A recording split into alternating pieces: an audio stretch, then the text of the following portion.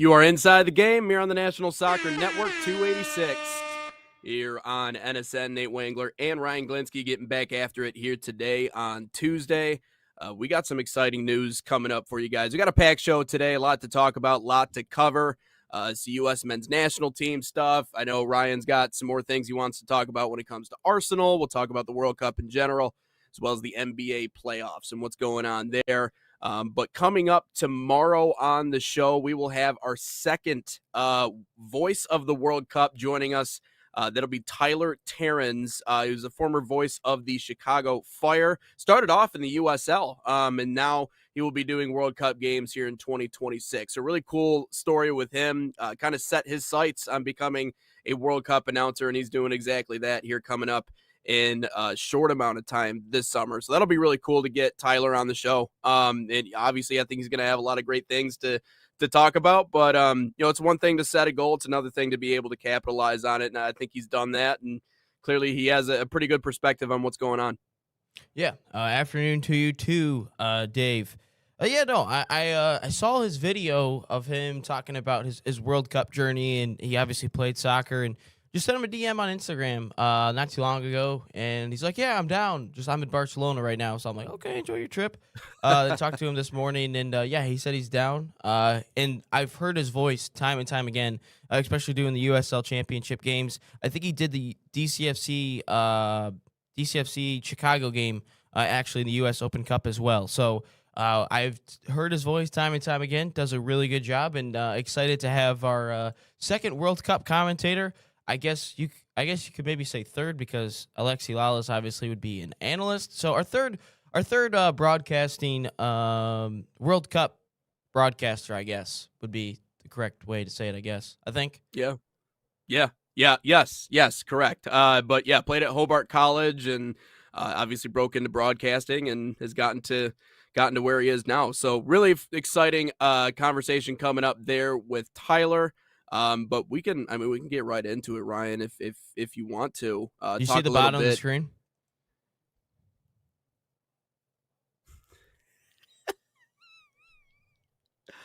Oh man. Okay. All right. So let's talk about it, right? Because I know I was giving you a hard time. All right, and you're just a hater. I did go to the concert, and he was very good. He's a very good singer, very good dancer, very good performer. I said all these things, by the way, before I even walked in the building. I'm like, this guy knows how to perform. He knows how to perform, and that's why I'm excited to be here because, first of all, if you can sell out Ford Field, you can sell out Ford Field. You know what I mean? Like, why go to LCA or any other smaller twice consecutive days, right? So I understand. He is a great performer. He's also got range. Okay. We were talking about that too. My man can do a lot of different things really well and a really good voice to go with all that. I'm just saying, okay, some of his old music, I swear, I just go back and listen to it, right? Remove the lyrics, just listen to the instrumental. Like we were talking about earlier, like, don't believe me, just watch, like, listen to that song, take the lyrics out of it. And then picture yourself watching, like on a Sunday, you're watching an NFL game, and this is like commercial number 2. And now picture it being a Macy's commercial. And like people are like modeling jeans, and it's like buy one, get one. And you're like, yeah, that's what it is. It's not Walmart music. It's advertisement music. It's, come on down. So you're saying that because it spent 14 consecutive weeks at number 1, was number 1 in the UK for 7 weeks. It was in 19 countries as top the charts. That's Walmart music. So really good. So really good music is Walmart music, or are you just hating because you just want to be different? No, I didn't say Walmart sometimes music. It's like maybe I just want to be different from everyone else and just disagree. I know a lot of people that just do that, and I've done it a couple times. Just want to be different, so let's just disagree. No, you do that all the time. You do that every show. Yeah, okay, all right. But no, what I will say is no. It's just some of those LeBron old got swept, Fabian. LeBron got swept. He did. Yeah, he's out of there. He's out of there. But no, I just think maybe some of the older songs are overplayed. However, they are stuck in your head, and you can't go to a Bruno Mars concert without knowing every single song. And some of the new stuff I didn't know, but some of the old stuff I definitely did. So, I mean, if there was a part of the concert where I was like, this is actually pretty cool, that was it. You know, So when everyone's jumping did around. Green and Day stuff. ever play at the Super Bowl, not as a side piece? That I don't know. I'm not entirely certain. Let's see. Are you talking about the Jelly Roll song for the World Cup? No, which you guys certainly liked that video. You guys certainly liked the Shakira video, how she saved us. Because, hey, by the way, I love that I'm pushing the Jelly Roll sucks agenda. That's so awesome. I hate Jelly Roll. He is god awful at music. He is so bad. Now, if you want to talk Walmart, you could talk about Jelly Roll being Walmart music. He sounds, and the fact that he came to Detroit to do the grand opening of Michigan Central, that was one of the dumbest decisions we've ever made in this state. Like, that is Ohio level horrible decision. That's horrible. You're telling me of all the great musical geniuses we've ever produced in this state, let's just do this. Let's just call up Jelly Roll to sing and also, Bob Seger songs. Jelly Roll? And also, like, we might as well put 80-year-old Bob Seger up there. But, like, that's what we're gonna pick as our representative from the U.S. I mean, like, I mean, you mentioned it, right? Like, the guy taking Ozempic, the guy taking pills to lose weight. James Harden's going to be a face for Ozempic in like 10 years when he stops playing.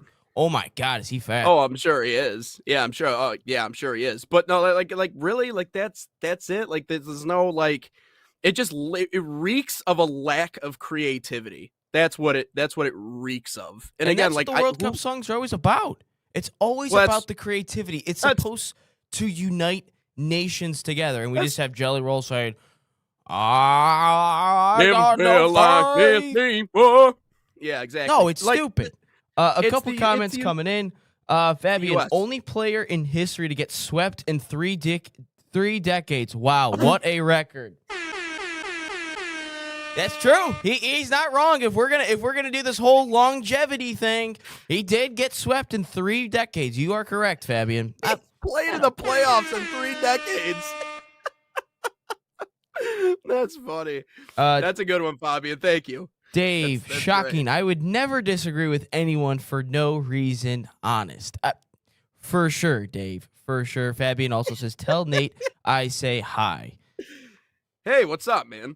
How are you? Make sure to hit that like button, everyone. If you guys are in the YouTube chat, would highly appreciate all that. And hopefully one day we could get Nate to actually listen to some good music and actually like greatness. So he doesn't like a lot of greatness, guys, because he likes LeBron. And last time I checked, he's like, what, 4-10? I like Queen. 4-6, 4-7. You don't like Queen. I like Queen. You don't even you don't even respect Queen without the movie is not special. No one would like Queen if they didn't have the movie. Oh, Dave, come on, man. You're in the UK. You got to help me out here, man. All right, I can't. Dave, can I also say I don't like the Beatles because I really don't like the Beatles. Oh my God! All right, let's much rather listen to the Rolling Stones than the Beatles. 100%. You're probably over here listening to like I don't know, some musical artist from 50 years ago, and you're like, this guy. The Temptations are the greatest band of all time.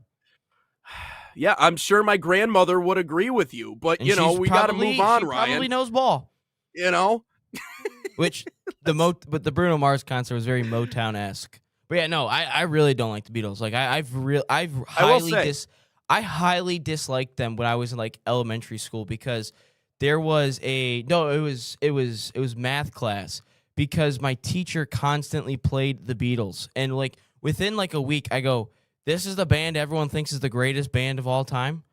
And then he's like, it's so good, Ryan. I'm like, dude, this is horrible. The only song I'll give you credit for is Hey Jude, because that used to be the Olivier Giroud chant when he was playing for Arsenal. That's really about it. Let's see. The Beatles are great storytellers, though. Fabian's a big rock and roll guy. Well, the reason why people love the Beatles is because they were great storytellers. Like Bruno was a good storyteller too. That's why I think a lot of his music is really good, at least like in some of his new stuff. But it's why the Beatles are good. It's why Queen's good.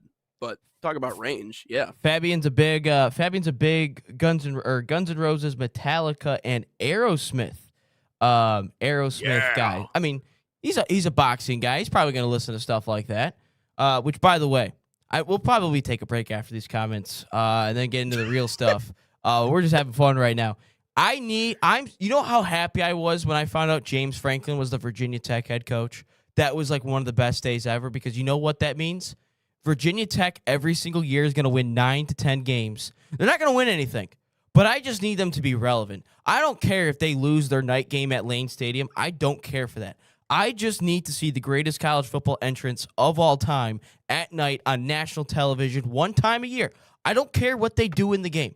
I do not care what they do. I don't care if they get blown out like they did against Notre Dame by like 30 points a couple years ago. I just need them on national television one time a year for the night game, and then ESPN airs it. That's all I need. That's all I need. Let's see. It's true. The movie helps. Though, what movie? I'm talking about the Queen movie. I think it's called Bohemian Rhapsody. I think that's the name of the movie. Ooh, Fabian, also a big Frank Sinatra guy. My grandfather would agree with you. He loved Frank Sinatra. I dislike LeBron like I dislike Mbappe.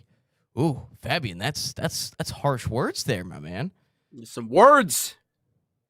Even though you think France is going to win the World Cup, I mean, if we're basing Mbappe off LeBron, he'll probably make the World Cup final and probably lose. So he'll probably be 1-2 in World Cup finals after he loses to Spain. I don't even know if they can match up with each other, but Spain. Yeah, that's true. Right. You want to get to a break? Let's see here real quick. Watch the biggest shakeup of all time with Real Madrid. USMNT is going to Juventus. That's what I said. Once you get Jose Mourinho in there, and he goes in there, and he just becomes a hard ass, and he just sells everyone. I think that's the best move that club could absolutely make. I think you've got to get rid of absolutely everyone that you can. You got to do what PSG did. Get rid of, what was it? Neymar, Messi, and Mbappe. Get rid of them all. Yeah. And then sign 100%. Yep, and get Ryan in there. Let's take a break. When we come back, we'll get into the Cardoso conversation and everything else we got going on here on this episode. First, FC Bayern Summer Soccer Camps are a proud sponsor of the National Soccer Network, fostering football excellence across North America. Open to boys and girls of all skill levels, FC Bayern Camps deliver elite training inspired by FC Bayern Munich's world-class philosophy. Select your city and start a promising soccer path. Right now, save $30 on registration by using promo code BayernNSN30. Again, that's BayernNSN30, or scan the QR code on your screen. Learn more at FCBayernYouth.com.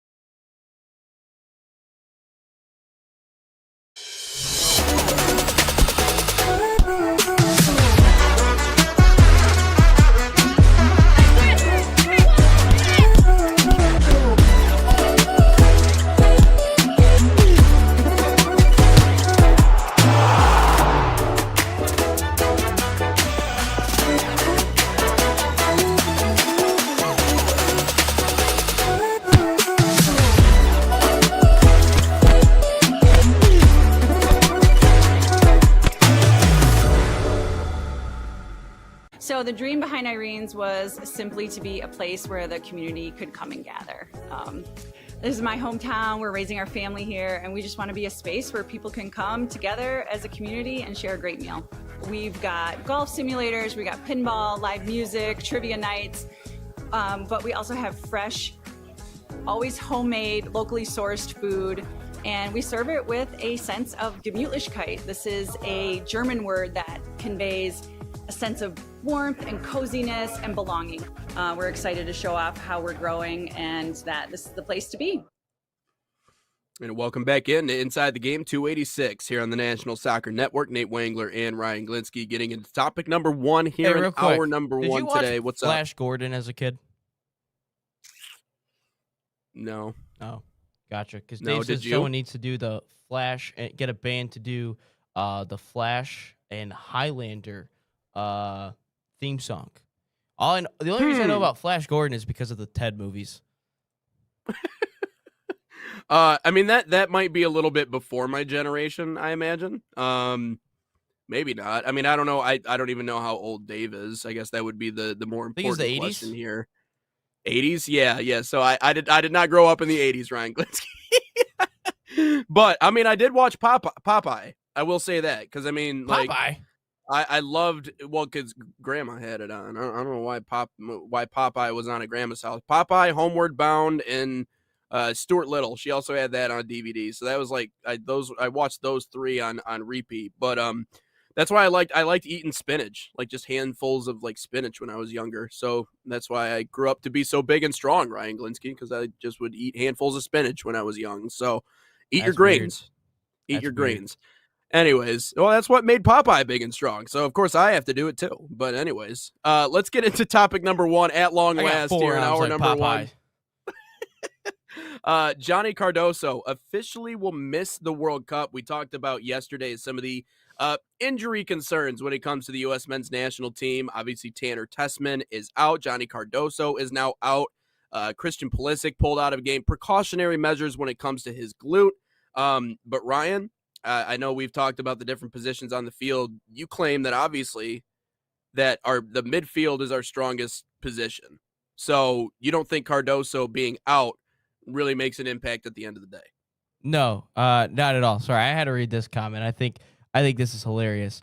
My students to mess with me brought Barcelona shirts yesterday. Needless to say, I took a pee on it and burned the shirt. Oh, jeez. That's great.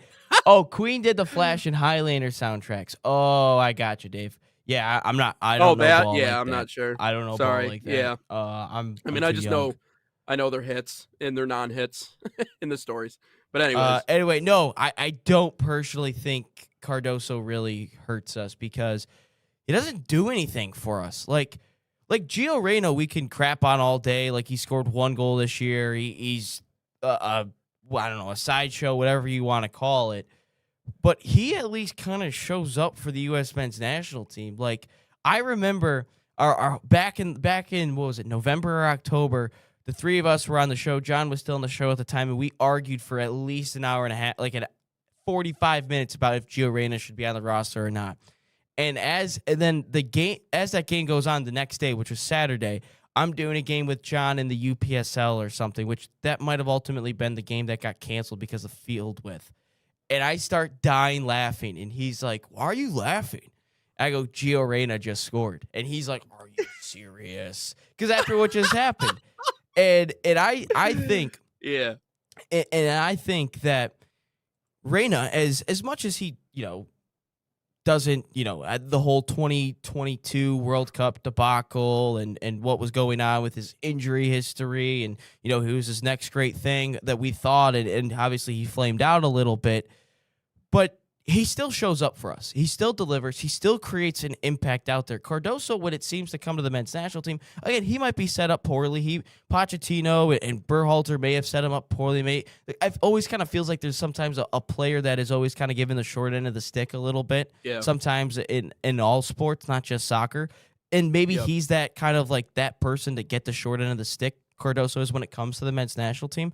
But I look around the men's national team. He's not starting over McKennie or Adams. If both, again, I'm fully fit players. Obviously, there's still a couple games to go before we get even to the World Cup, and obviously some tune-up games. Fully fit McKennie and Adams would start over him.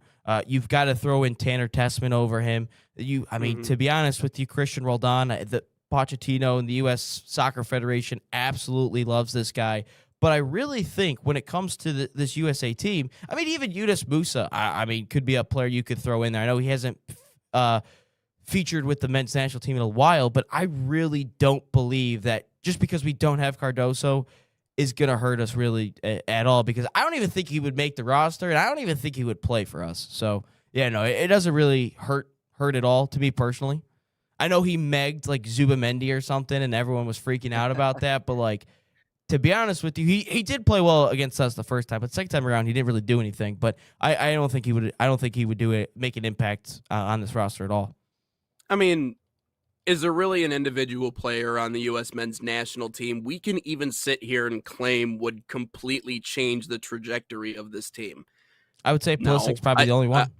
Maybe if we get good Pulisic, if we don't get bitch boy Pulisic. Yeah, that is the long and short of it. And it's funny because I'll do these videos on certain players in U.S. men's national team and updates on guys. And I remember I got one comment, one specific comment, and this one cut deeper than any of the other, you suck, you're not going to get out of the group, Americans are fat and lazy. Like, all that stuff is like, whatever. What? That's like water under the bridge. You know what I mean? Like, people just sounding off about us. All that stuff. But the one comment that still sits with me, and normally they don't, but this one does, is one guy really going to make a difference? Like, if Cardoso was there, would we all of a sudden be that much better? No. And in the same way, you can't claim that we'd be that much worse if he's not there. There's no one size fits all or one player that's going to absolutely change the trajectory of what this team is. However, I'll say this. The definition of ignorance is doing the same thing over and over again and expecting different results. It's continuing to go back to the well and being surprised when, oh, crap, like the same thing happened. Well, yeah, no duh, the same thing happened. You knew the same thing was going to happen. Like, you've been through this drill over and over again. And the definition of ignorance in my mind is continuing to play Christian Roldan. That is the definition of ignorance for the U.S. men's national team. Outside of Tim Ream, right? Like, those two guys have been lost, exposed, embarrassed on the world stage in any of these international fixtures. He might be playing really well in the MLS. And again, we can say the same thing about Sebastian Berhalter, but the truth is I don't care what he does in the MLS. When we're talking about the World Cup, we're talking about good TikToks. The biggest tournament in the U.S. Okay, yeah, sure, yeah, him, yeah. TikTok dances. That's what the kids love now. But no, I mean, that's the part that's frustrating to me. Much less, I'm not, if we had Cardoso, well, we go win a World Cup? No, I'm not saying that. But if we did have him, maybe we can get away from this infatuation with someone like Christian Roldan, because I don't see the appeal in what he provides for this team. I think he's flat. I think he's slow. I think he's been caught out of position several times. Obviously, the MLS we talk about is not a strong defensive league. Again, all these highlights that we post, I feel like there's at least one defensive lapse in some of these highlights. Roldan is just, it's not a key cog in the machine. So that's where the concern in my mind comes in, is like, now Cardoso is obviously, he's just not a part of the equation. So you're going to get Christian Roldan. You know that he's going to be out there. You know you're going to get Tim Ream. And it almost has the sense of, and maybe you feel the same way, Ryan, maybe not, but like, the crash that you see coming, but you're helpless to stop it. Like, how this story goes, and you can't influence the outcome. You're just going to sit back and watch it go the way that it is. And I feel like Roldan is going to get ragdolled in the World Cup. Let's just put it that way. And I don't like keying in on specific players. It's not, I don't get my fix by bashing on specific players, unless, of course, it is like James Harden, because he makes way too much money anyways. But Christian Roldan is just, he doesn't do it for me. That's where my concern is. Is Johnny Cardoso this all-world player because he nutmegged the guy? No, sick highlight. I love it. I mean, it's a great video. But does he completely change the trajectory? No. But would I rather have him out there over Christian Roldan? 99.9999999% of the time, yes. It's a lot of nines. Absolutely. Yeah, it's a few. That's for sure. Yeah, I hope JJ McCarthy was listening to that. All those nines out there. Come on, nine. Yeah, no, I think when I just searched up a list, and from ESPN about central midfielders in depth. They have Cardoso actually over Roldan and Berhalter. But looking at the roster, I don't think Cardoso, even if he was healthy, I don't think he would get picked. I really don't. And Roldan's been doing all the marketing. Do you think that's right? Do you think like he deserves more of an opportunity? I do, but he doesn't do anything with it. He doesn't do he's just there. Doesn't make an impact. You think it's because of the system that Pochettino's putting out there? Potentially. But I also feel like he thrives in a spot at Atleti, because Atletico is so defensive and they're so behind the ball. There's like 10 guys behind the ball every single time, which is everyone that's an outfield player behind the ball every single time. And I think because, I mean, first off, Roldan's on the roster because he's the one that's been doing all the marketing recently for the U.S. World Cup. I don't know if you've been realized that, but Roldan's been the guy that's been doing all the marketing, so Roldan would 100% play. I would agree with you. I think Roldan would probably get ran circles around. But if he gets put in if the right system's in place, which is 3 at the back and 2 wing backs, he probably won't. That probably hides our players like Roldan and Tim Ream, who would be out in the field. And the reason I say Cardoso wouldn't hurt us because I don't really see him sniffing the field, to be completely honest with you, Nate, because if Adams and McKennie are fully healthy, those two don't come off the field. Oh, yeah. And, I mean, you're right. Yeah, and absolutely. The first guy that comes off the bench from a midfielder perspective is most likely Tessman, which, by the way, I got yelled at for back in the show back in the fall, and all of a sudden he's going to be a big part. Anyway, and then they would probably bring on Roldan before him anyway, just based on what I've watched regarding the U.S. men's national team, what I have seen in all their substitutions and all that. From what I have seen, that's what would happen. I'm not saying that's right. I'm not saying that's what I would do. But I don't think Cardoso would matter on this team if he was on it or not. Would I feel a lot better knowing that we would have a La Liga player out there instead of an MLS player? Sure. If we're looking at it on paper, sure, it'd make me feel a little bit better. But Cardoso, like you mentioned, will not make an impact on this team, or won't change the trajectory of this team. I should rephrase that.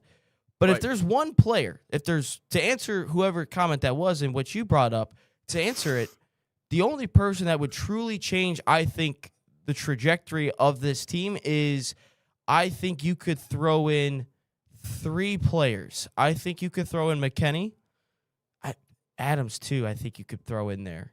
And I think you could put in Pulisic, and I think you could put in Balogun, because I don't think there's a striker on this roster that truly changes that I really like, to be honest with you, Nate. I don't like any of the strikers outside of Balogun. We could talk about it. He's dominated in the French league, and the French league's not this. French league, which, by the way, if you do research on the French league, there is not a single club outside of PSG that is truly making any sort of profit on anything, just so people are aware of that. They're like, the teams are like virtually going broke outside of PSG.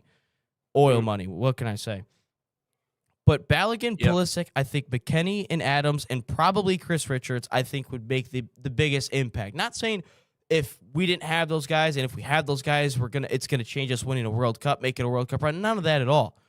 But I think if you can have those guys, I think we can certainly make a little bit of a run into the World Cup. Whether that's, again, quarterfinals is the ceiling of this team, and I really don't see I don't really see a way we get grouped. I really don't see it, because even if we finish 3rd in the group, damn straight we're going to get the benefit of the doubt. We're going to get the benefit of the doubt when it comes to everything else.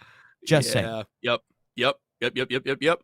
You know how the game's played. No, in terms, if we're ranking impact, I mean, it's further down the list. We're picking at straws a little bit, right? But this is what we do. This is our job. But the truth is that I still think he's a good player.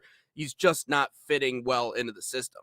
To your point, some players do really well at club and they don't do well with country. We have covered that a lot of different times, and clearly that's where Cardoso is. It's just, again, you just see the way he plays on Atleti, and you just you kind of assume like, hey, he'll probably be able to do that with us. But it's fair to say that not the most impactful player. Yeah, no, and I find it funny where it's like, well, if they're all dominating with their club team, why don't they do it with our team? Well, I don't think that, again, I will always go back to the point why we struggle is we don't have which I did find out before the 94 World Cup, the U.S. Soccer actually tried to do this. I think it was like the NPL or whatever soccer league that was here in America, not named the MLS. Like, they actually took all the best American soccer players and put them purposely on one team, so they could all train together, get familiar with each other for the World Cup. However, like, some of the key players didn't want to move teams at all or like be traded or something because their teams were actually good. We don't have a team like that in America. Like, we don't have an American soccer team where like 5 or 6 pieces are all on the same team. Yeah. Like, I've talked about it all the time with Germany.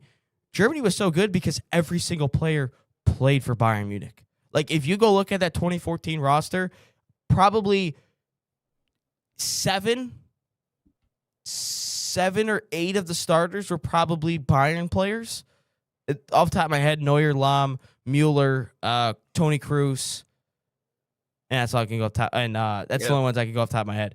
But that's what they have. And then you go to Spain, it was all 2010. You go to Spain, it was all Real Madrid and Barcelona. That's all they all played for. They only played for those two teams. So they played against each other time and time again. They played with each other time and time again.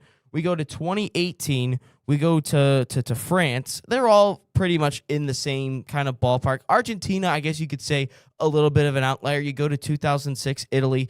They all played in, Serie A or like Inter Milan, AC Milan, one of those two teams. So they've all kind of played with each other. However, in America, if you're able to go pro, you ain't playing it here. Like if you're able to make a name for yourself, you're going to Europe and you're playing virtually by yourself as an American. So again, that's our biggest thing. Team USA needs to do a Miracle on Ice 80 and get Kurt Russell as the head coach. Yeah, because that'll go. Hey, they already got what's his face, Eruzione, to be in the one commercial. What commercial was it? The hype commercial. Yeah, they got when we beat Brazil. Obviously, I'll say this. We the reason why we were able to win. I don't not say the reason why, but the style that was born of USA hockey after that 1984 gold medal was that of we're gonna go out there and we're gonna beat the hell out of you. I mean, that is quite literally, that was the American and Canadian way for the longest time. Now, obviously, it's more European, it's fast paced, but like, can't do that in footy, guys. We can't go out and beat the hell out of everybody. We gotta be a little bit more technically sound. Yeah, exactly. So, man, who knows? But let's take a break here on the network. When we come back, 5 World Cup. Can we say that? That's coming up next on Inside the Game. Experience the thrill of the game like never before with NSN's Game Rewind. Dive into full match commentaries enhanced with cutting-edge dynamic graphics, letting you relive the highs and lows of your favorite matches in astonishing detail. Whether it's a championship win or a legendary play, NSN Game Rewind bridges the past and future with a broadcast experience designed to captivate. Call 586-304-4405 and start watching today.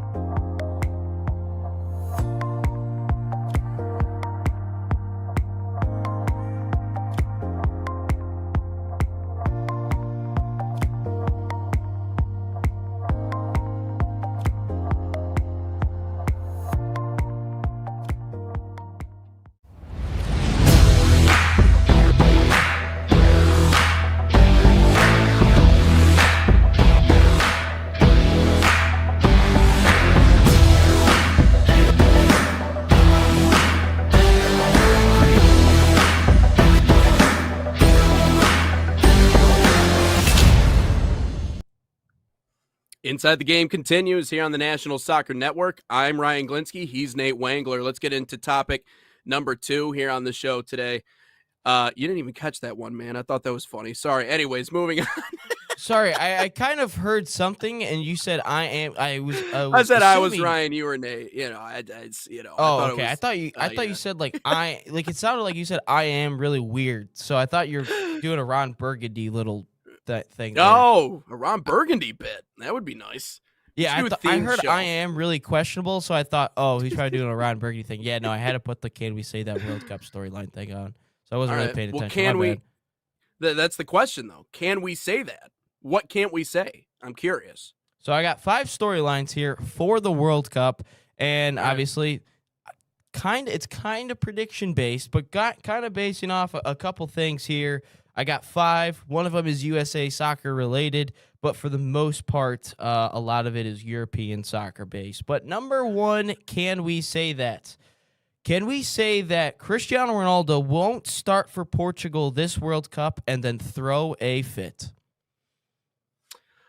Yeah, I think we can say that. Listen, I know that it's so easy to cut up certain clips and string them all together to make a certain player look a certain way. I mean, it is really easy, but I have seen some stuff emerging, and admittedly, I don't watch him play all the time. I don't really watch the Saudi league. I don't really care to.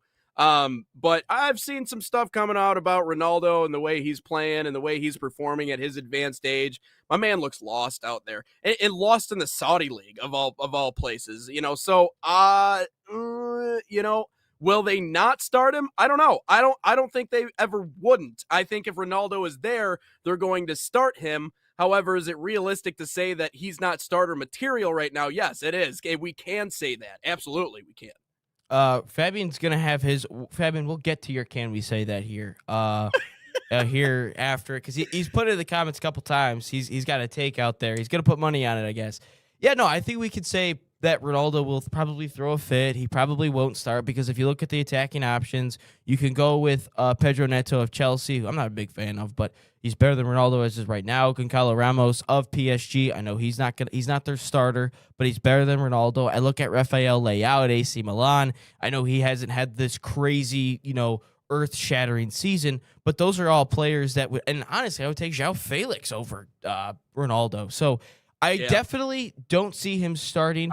I definitely don't see it going well. I see him crying at some point like he did in 2022 where he walked off the field or he walked down the tunnel without shaking hands. I totally see it happening. So I think both are definitely going to happen. I will say, I mean, he has 26 goals in 28 matches. So it's not like he's a bum in the Saudi league, but I mean, the guy is Saudi league. He looks slow, man. He just looks slow and like he's tripping over his own feet. He just doesn't look like Ronaldo. If Ronaldo doesn't look like Ronaldo right now. But anyways. So obviously we think this is most likely. God, Fabi, why did you put that much money on that? Obviously, we think most likely this will be the last World Cup for Messi and Ronaldo, yet we said that last time. Can we say that this will be the passing of the torch to the Erling Haaland, Lamine Yamal era? Because we will finally see Haaland at a World Cup with Norway, and obviously with the expanded field. Cater Santan says, hey, man, what is the country? We are the United States? I don't know what country you're talking about, but we are the United States, America. We're from America, from Michigan too. Yes, sir. America. This one. I'm here. He's like here. Yep. Somewhere. No, that's way too far over. I ain't on the coast. I'm like more there. My bad. Yeah, but anyways, no, obviously okay. with the expanded field, Haaland will be out he'll be in every single tournament with Norway, and Lamine Yamal has already made his presence at the last Euros. This will be his first World Cup. But can we say this will be the passing of the torch to the new era of Erling Haaland and Lamine Yamal? And then once Pep leaves, Erling Haaland goes to Real Madrid. Yeah, it is, because in 4 years, those dudes are still going to be superstars in our game.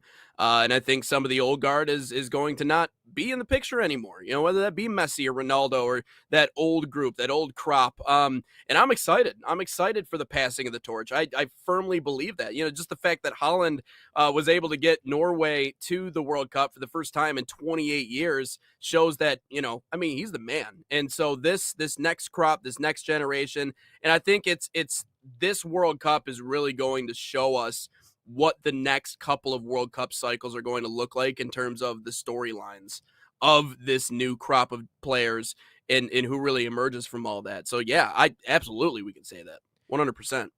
Yeah, it really feels like that, the last World Cup and this World Cup will be the ending of my soccer childhood with all the players kind of ending. Sergio Ramos is done. All the OG Spaniards, Xavi and Iniesta, they've been long gone. Neymar's Neymar's already done. Luka Modric will be gone. Harry Kane might be gone. Like my whole child, obviously Ronaldo and Messi. That's another discussion. Even Gareth Bale for Wales when they tied up, they drew against us in the World Cup. So it definitely feels like my childhood soccer players are all done. It's all retired. It's almost like all the NFL quarterbacks are retiring as well that I grew up watching. So that's all done. And then Memo Ochoa, that's another good one that I grew up watching. He's in his 6th World Cup. But I look at Holland, I look at Yamal. Look, it's not easy to get Norway into a World Cup, and especially Ødegaard and Holland have done a really good job. And if Holland, I still think Pep Guardiola is going to leave Man City this year. Just saying. And I do have a bold take. Maybe we'll probably save it for another day. So I got a bold take about Arsenal in the near future. But I think Holland is probably going to be out at Man City. I think I could see him going to Real Madrid. And then you kind of have that Real Madrid, Barcelona kind of. James is another one, Fabian, like you mentioned. More on that later. I definitely could see it. And Jamal's already made an impact. He's 18, Holland's 25, so they definitely got at least 2-3 more World Cups in amount of minimum. So the third one, this is the U.S. soccer-related one. Can we say that the host nations, Mexico, Canada, the U.S., won't get past the round of 16? These are not controversial in my mind. None of these are really all that controversial. Yes, absolutely. I mean, listen, Mexico soccer has not been what they used to be when they were making consecutive runs to the round of 16. Once upon a time, like pre-2000s, Mexico was always in the conversation. Now they're not. I mean, Mexico is just as irrelevant in the whole world conversation as the United States is. That's why that rivalry means so much, because if there's going to be one team that is even remotely relevant that we're going Wisconsin to beat, versus Minnesota in football. Yeah, right. Yeah, it's like or like North Carolina, NC State. You know what I mean? Like they hate each other. Like you're going to get a brouhaha at the end of the game, and no feelings lost in that matchup. But then again, North Carolina, NC State aren't going to win a national championship in football, right? So this is it's like one of those things. So I don't think Mexico's in the fight.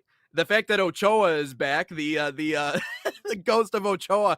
I mean, this dude is spawns in every World Cup. He's a legend. He is a legend, and like they love him in Mexico. So I just like the fact that he gets to play because he's just people adore the guy. But no, I don't think they're getting past the round of 16. Canada, in the Alphonso the Davies angry, might miss the World Cup.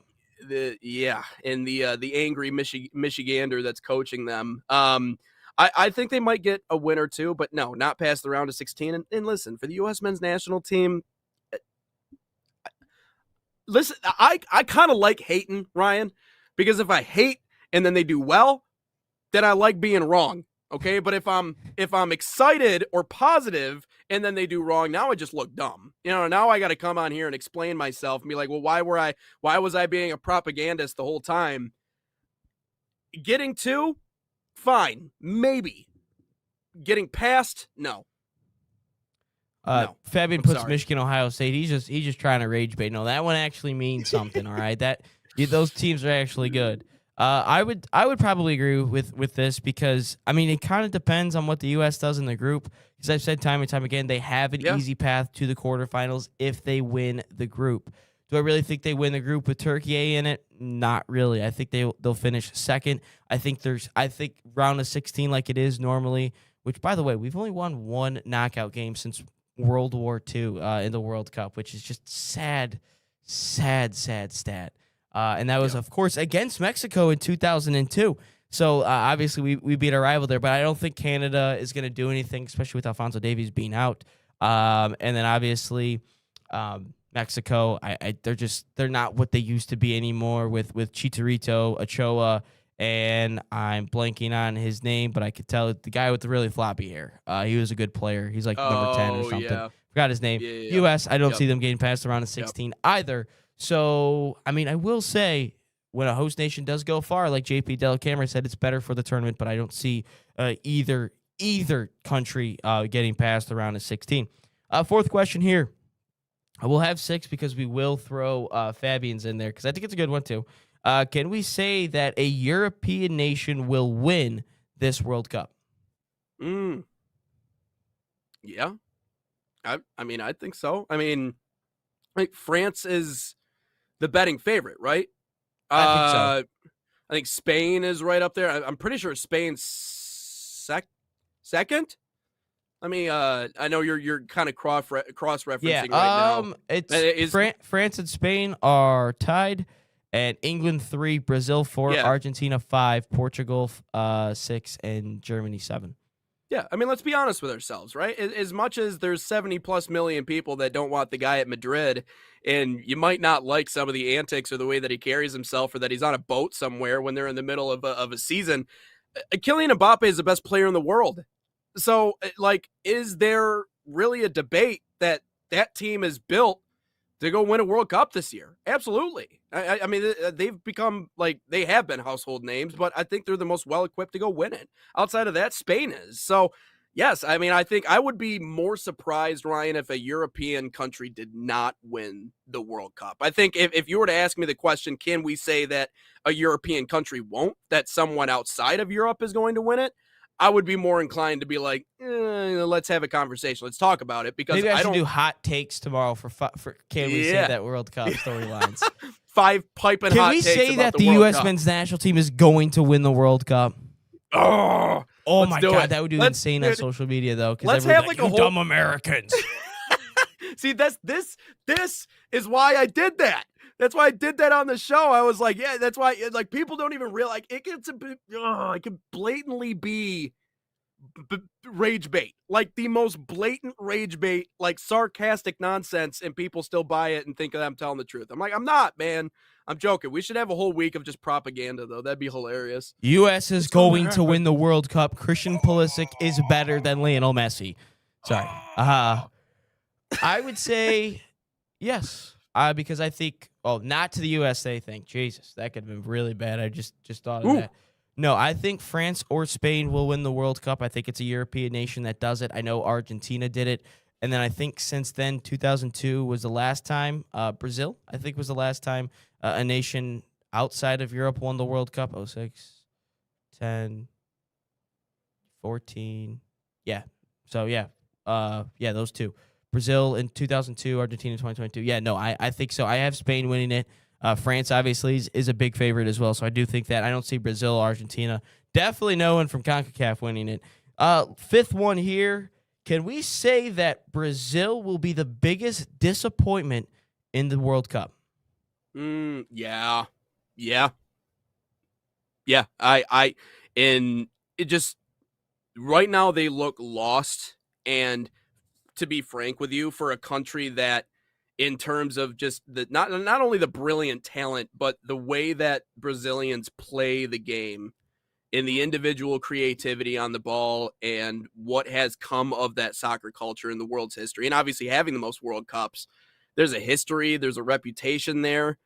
But man, that team is just boring. Like, I don't know if you've watched Brazil play at all in these international friendlies leading up to the World Cup, but there's no juice. Like, yeah, they might be talented. Obviously, it's Brazil. Like, you could roll out anybody you want, and I'm pretty sure that you'll still be Brazil. You're still going to get headlines and still have a chance to win some matches, but it's just not a lot. It's not a lot there.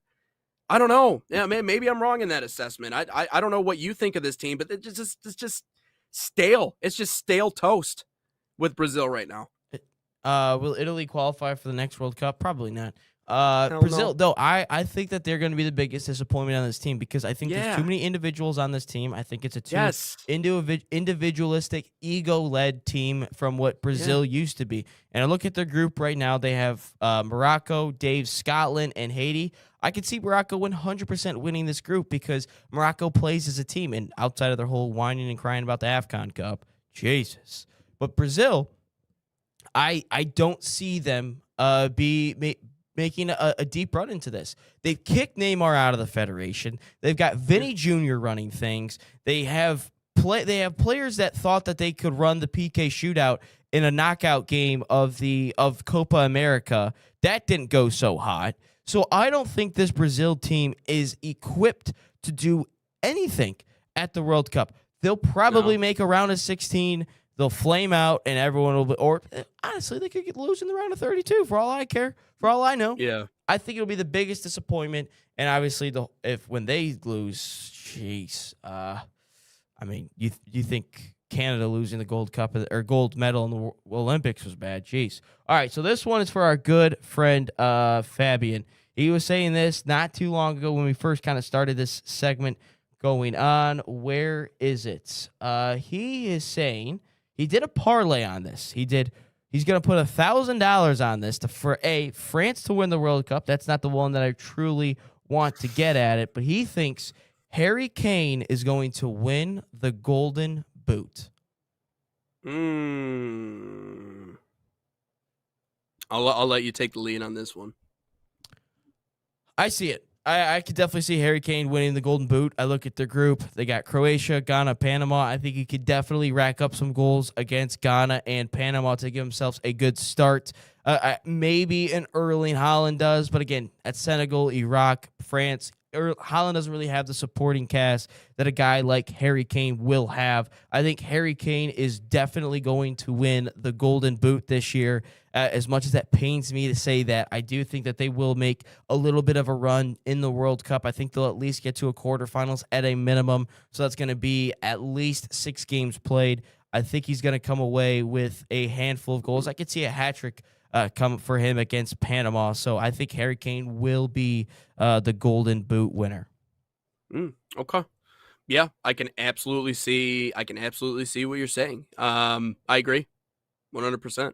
So here's the betting odds for the Golden Boot. It goes Mbappe number 1, Kane number 2, Haaland number 3, Messi number 4, Yamal 5, Vinny Jr. number 6. Oh, we got, let's see here.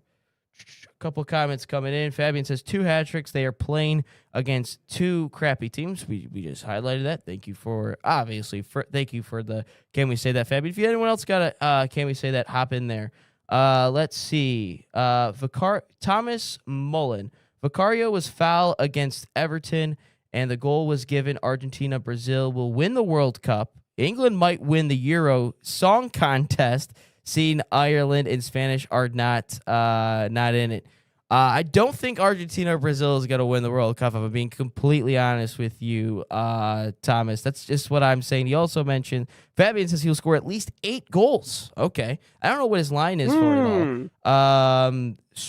Thomas also mentioned Spurs fan, Harry Kane in England won't win anything. I never said Harry Kane was going to win the World Cup. I never said England was going to win the World Cup, Thomas. But I think if you're looking at the group, like it is right here, he's got 2 easy games. I don't know when they play. If it's at the beginning, it's Ghana, Panama, Croatia will probably give them some fits, but it's not the Croatia of old. But Panama, Ghana, he's going to stack up goals. And England will most likely be a 1 seed coming out of this group, which means they'll get a favorable 3rd-place team in the round of 32 where he can at least probably score a goal. Again, and if there's PKs, who's taking the PKs? Harry Kane. That's another thing you got to think about when it comes to Golden Boots. Who is going to be the one that is taking the PKs? Harry Kane definitely does that. They are. Only France can stop Argentina and Brazil. What about Spain? What about Portugal? Portugal's not a slouch either. So, Thomas, I think it's a little bit bold to say Argentina and Brazil will win the World Cup. I think it's a little bit bold, my friend. That's what this show's for, though. Got to say it. Let's take a break. When we come back, you got to handle this VAR situation, man. I mean, Dude, I know we talked about it yesterday, but you got to complaining about this VAR call. You would have thought like the world was gonna end or something. Like the amount of Twitter. That all these Twitter arguments I've been seeing about this whole VAR call, and the only people that seem to be arguing are Tottenham, Chelsea, Man City, and Man United fans. Liverpool too, because of the guy that I always watch who just hates Arsenal. He said he's already putting in asterisk because we needed VAR to win us titles. So are we going to put all the asterisks on Man City's titles? I mean, they have 119 charge. Okay. Thomas is going to put some money down. He says, I'll put England always get pub teams till Spanish and German get them. I'll put my money down. I'm not saying England's going to win the World Cup. I just think it'll be Spain that wins it. I think Spain or France are going to win the World Cup. I don't think Brazil or Argentina. I don't know what bet you're talking about here, but maybe we could work something out. But tell us about Barca camps before we really go down a rabbit hole with these commentators. Let's talk about all that coming up next here on Inside the Game. Barca Academy is a proud sponsor of the National Soccer Network and the official academy of FC Barcelona in the United States. Designed for boys and girls ages 6 to 18, Barca Academy camps follow and replicate the FC Barcelona game model, the same philosophy used by Barca's professional coaching staff. Right now, you can save $30 on registration by using promo code FCB30. Again, that's FCB30, or scan the QR code on your screen. Find a camp near you at fcbarcelona.us/camps.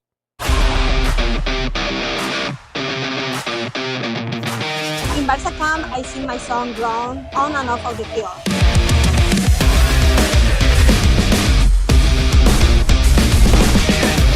Don't miss the time to register. Sign up now for Barca camp.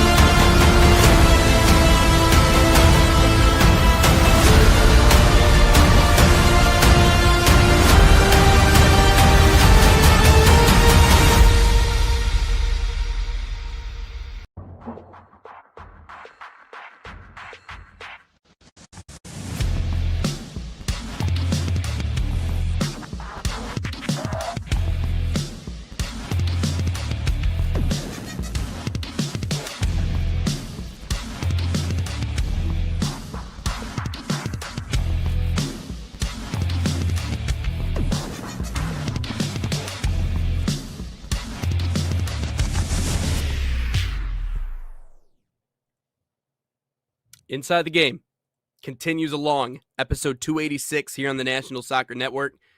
Nate Wangler, Ryan Glinsky, as always. And again, a thank you to everybody joining us here on the social media side, dropping comments. Give us a follow, National Soccer Network, as well as Sports Nation, that is sports with a Z.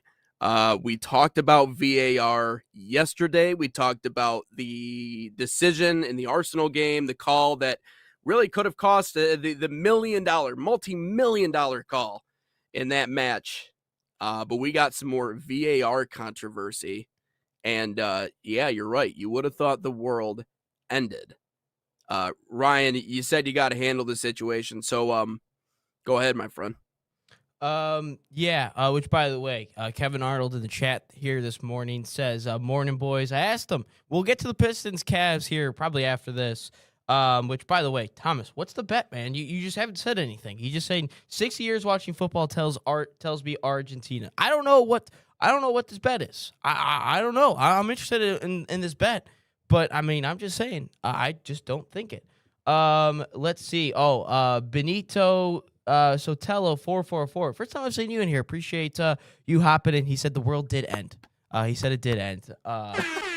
Guys, I have never seen a group of people, whether that is a Man City, Tottenham, United, Liverpool. I mean, any fan. I mean, West Ham. Obviously, West Ham is the people that has the most reason to be upset. Yet everyone else is more upset. Let's see. Oh, he says bet. I'm betting. I don't want to bet Argentina because I don't think they're gonna win. We can't bet, guys. That's illegal. We can't bet. Anyway, we're gonna start this thing off because if these pundits think that it's not a foul, then it's not a foul. We're going to play these two sound bites real quick, and then I have photo evidence of what's a foul and what's not. Here we go. It's a foul. Yeah. There's two fouls. He's got his hand on top of him there. You can't move. And the one where he pulls him. And he's got his arm across him, and I'm sure he's grabbing his arm as well, pulling his arm There's down. someone behind pulling his arm. But he's got his arm and he's holding his arm. There's no two ways about it. It is a foul. Out yesterday in VAR because was fouled 200%, no 100%, 200%. So why did I pick those two? One is a Tottenham manager, and the last one you just saw, De Zerbi, which, again, they could have won yesterday, but they're still in a relegation battle, which is so awesome to me. And I chose Paul Scholes because Paul Scholes hates Arsenal, never gives them any love, yet he's giving them love and saying it's not a foul. And by the way, De Zerbi said 200% that's a foul. Not 100, not 150, 200% a foul. Okay, here's our first video evidence of why this is not a foul, because everyone wants to talk about, well, Arsenal does this. This should be a foul. One, Saliba does not actually pull the Manchester United goalie's arm. He just kind of like is adjusting for position, does not pull down his arm. 2, Gabriel against Aston Villa, which, by the way, Emi Martinez, you've got to do better in this situation, my friend. You literally dropped the ball. Like, it was literally in your hands and you dropped it. The elbow does not affect you at all because the foul is, what everyone is complaining about, is when you pull the arm like this one with Ben White back in 2023. The reason why this was overturned is because you can see Ben White, the only red shirt you see in this picture, actually pull the arm of the Leicester goalkeeper. Now, if we go back to the David Raya situation, he gets his arm pulled. Guys, that is what a foul is. When you pull the arm of somebody, that is considered a foul. Not touching it or barely just adjusting position, that is not a foul. But once you pull somebody, that is a foul. And if you don't like what the call is, you're a West Ham fan who just doesn't want to get relegated, which I can respect. I can respect that. 2, you hate Arsenal more than you actually like your club, a.k.a. Chelsea, Tottenham, Man City, Man United, and Liverpool fans. Or 3, you just really don't want to see Arsenal win the Premier League and you want to just put an asterisk and see any way to knock what they are doing. That is the only reasons. A couple comments coming in. Thomas, do away with VAR, ruining the game. We can bet never bet the Irish Vicario was fouled the same way a goal was given. It's corrupt. Look, people hate VAR. People hate reviews. But if that is your team, in the Arsenal situation, and that goal is given, you would be livid. You would be absolutely livid. And the call was right. Everyone says it's right. It literally says in the law, you can't pull the goalie. Not in hockey terms, but you actually can't pull the goalie. The law literally says that. It literally says that. Yeah. But everyone just wants to lump in, like our good friend Micah Richards says. And by the way, the goalkeepers I showed you here, that was like what they flopped so hard. Oh, by the way, I didn't even get into this part too. When Aaron Ramsdale were in those exact same situations, and that was not called, everyone told Arsenal fans, oh, that's not a foul. That's not a foul at all. But all of a sudden, Arsenal does this. And it's like, when Arsenal starts doing it, it's all of a sudden illegal. It can't do that. Which, by the way, Thomas, he keeps calling me kiddo. Like, he just keeps calling me kiddo. Well, the Everton players pulled Vicario, so what's that, kiddo? I don't know, man. That's usually what the call is. And there's another thing I got to put out there. Arsenal are like the Lions when it comes to reviews and VAR decisions. I've never seen so many questionable decisions not actually called. I have never seen so many blatant handballs. Nope, not a penalty.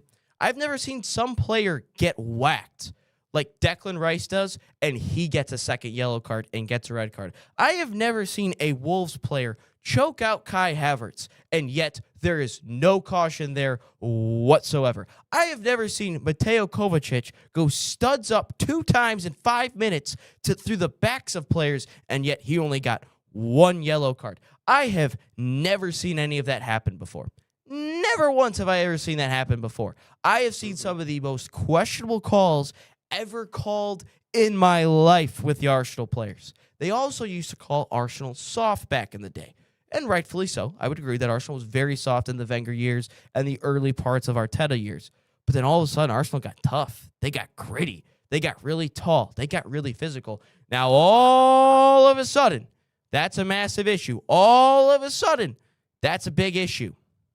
I don't understand how it's all of a sudden an issue when we start defending ourselves a little bit. We get physical. We get mean a little bit. I don't understand it. Which, Thomas, horrible voice crack right there, by the way. Thomas, apparently you're an Arsenal fan. So hopefully you're defending what happened there. But I'm just saying, I could agree VAR is a little bit corrupt. I could agree with it sometimes. But I'm just saying, guys, it is a foul. Live with it. We don't have to sign petitions like Real Madrid fans do with Mbappe. We don't have to do it. I'm tired of defending this call because some of you people are just stupid on the internet. Very stupid. even in the comment sections. Just admit that you are a hater and you hate your club. You hate Arsenal more than you actually like your club, which is one of the weirdest, things I could ever see from someone, that you hate a team more than you actually love your team. Weird behavior. And you would rather see a team that cheats, and bought their way to everything, which everyone hates about the game, want to win the league. I'm just saying, very weird behavior. Kevin says, people just don't like when they can't call soft teams soft anymore. I would agree with that, Kevin. I would agree with that. That's why I'm disliking James Harden right now, because I can't call him soft. He's actually playing relatively decent right now. Yeah, I digress. That's I think VAR is necessary. I think it's important. I think it's all those things. But it really does reek of be careful what you ask for. Whether that be in life, whether that be as a sports fan, be careful what you ask for, because you're going to get it.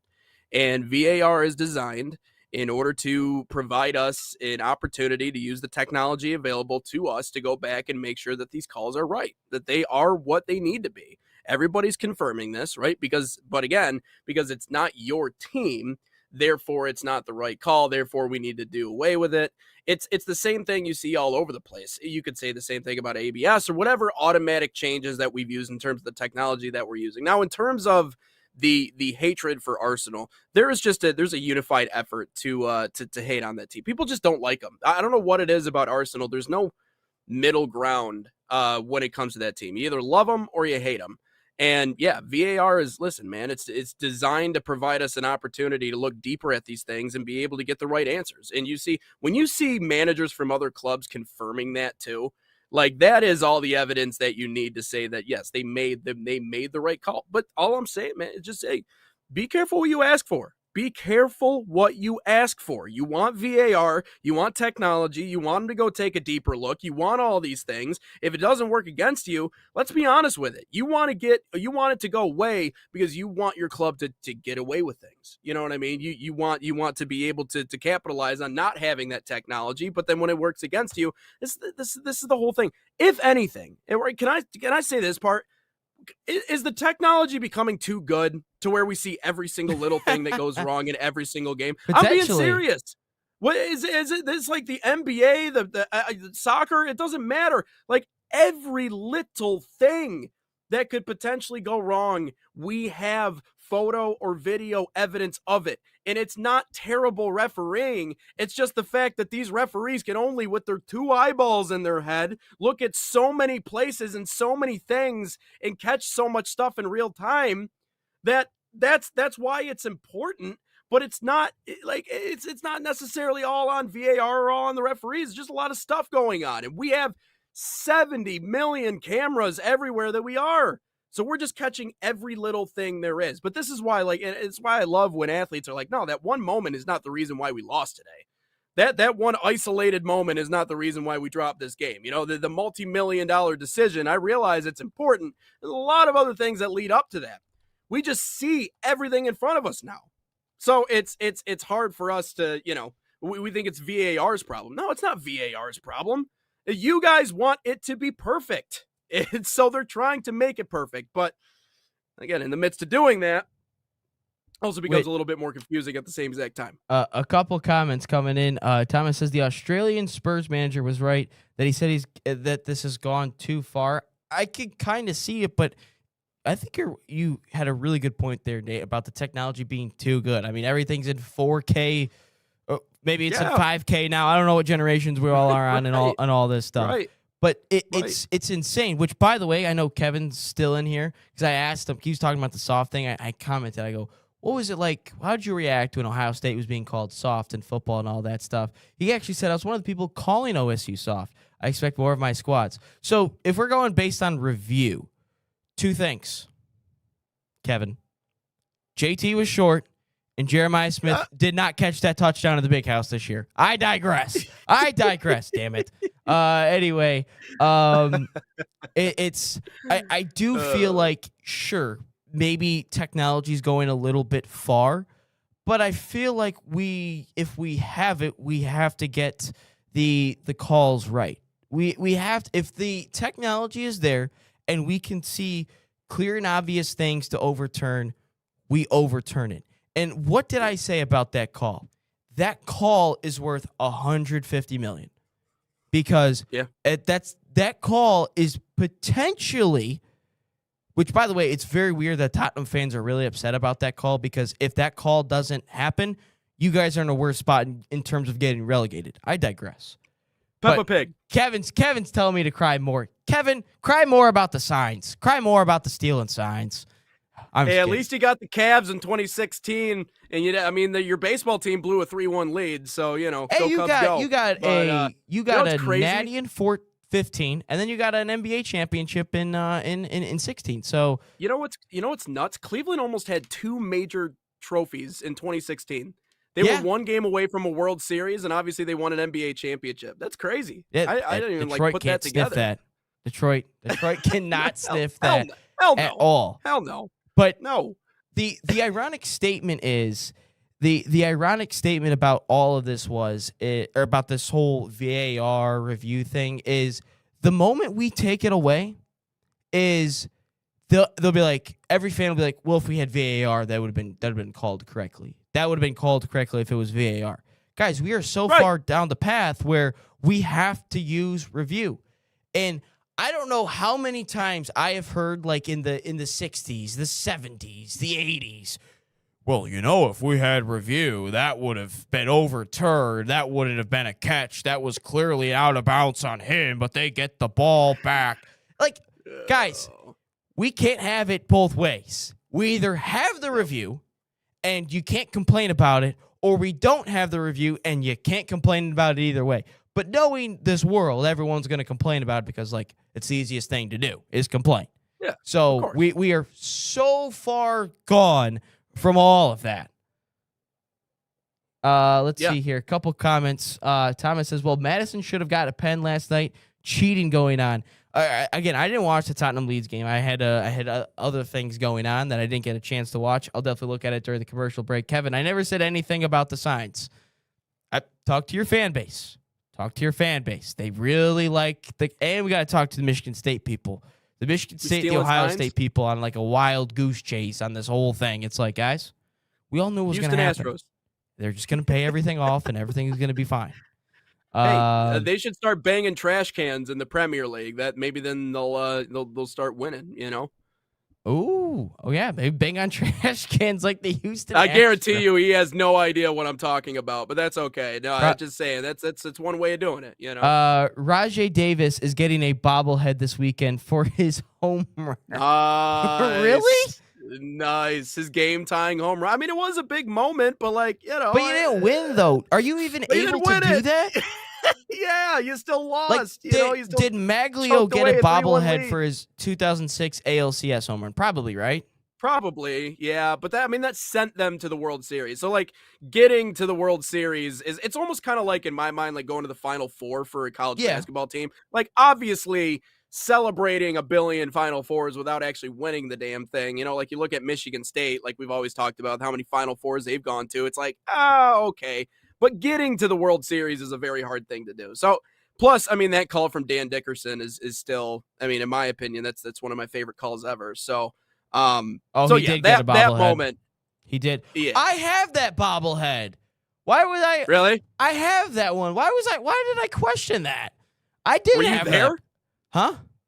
Were you there, or did your dad give it to you or something? No, I got it. My aunt and uncles used to have season tickets, and they got 5 Maglio Ordonez bobbleheads. So I have that one. I should have known that. It's at the top of it's one of the shelves in my room. Let's see. The 70s and 80s were football dude.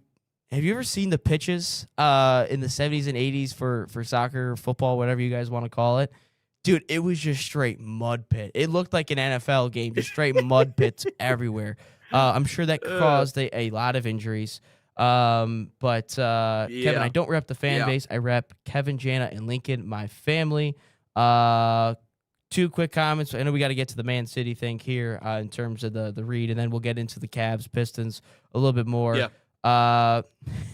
We bang lids in Ireland during the games, so he knows about banging trash cans. Okay. Heck yeah. Let's go. Thomas, are you from Ireland then? Are you from Ireland? I take it he's from Ireland.